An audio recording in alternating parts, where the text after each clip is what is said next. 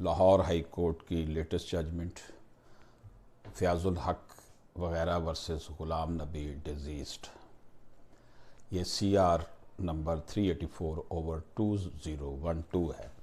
इसको डिसाइड किया है मिस्टर जस्टिस चौधरी मोहम्मद इकबाल ने।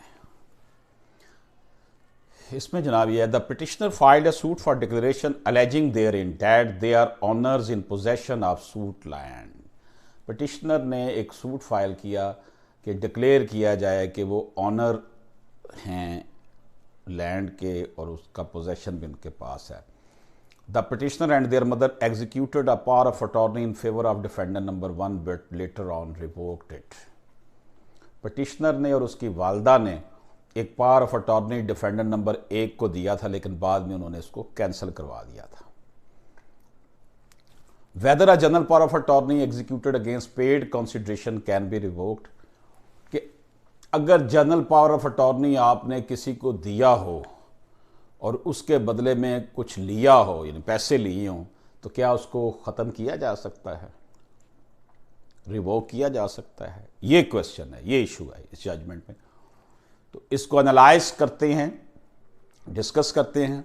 Under section 202 read with section 206 of contract act 1872 के सेक्शन 202 और सेक्शन 206 जो है कॉन्ट्रैक्ट एक्ट 1872 का, the principal is duty bound to give notice to the agent before cancellation of the power of attorney.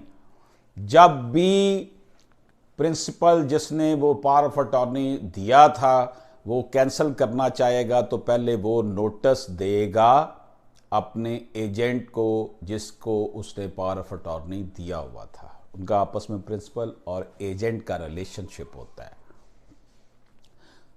The joint reading of the above provision, यानी 202 और 206 contract act 1872 को अगर पढ़ा जाए इकट्ठा मिलाकर, of law clearly provide that a power of attorney could only be rescinded after serving a notice upon the attorney, and any revocation of the attorneyship without notice to the attorney would be illegal।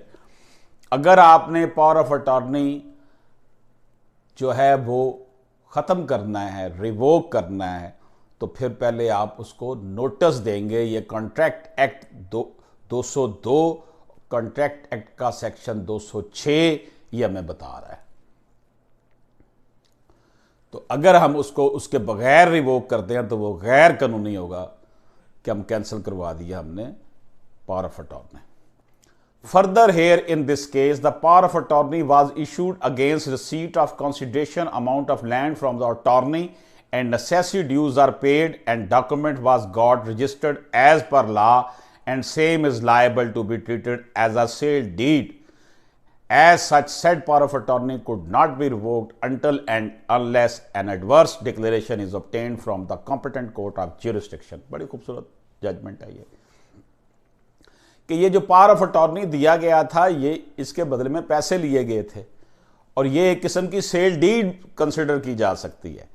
तो अगर इसको ख़त्म करवाना है, declare करवाना है कि ये गैर कानूनी काम हुआ है, तो फिर कॉम्पिटेंट कोर्ट ऑफ में जाएं, यानी कि मतलब यह कि सिविल कोर्ट में जाएं, वहाँ पर आप साबित करें कि ये सारा काम गलत हुआ था।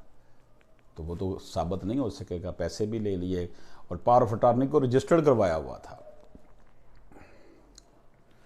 ये जनाब एनालाइज हमने किया आपके सामने। तो कंक्लूजन क्या निकला इस जजमेंट का? A general power of attorney executed against paid consideration cannot be revoked until and unless an adverse declaration is obtained from the competent court of jurisdiction।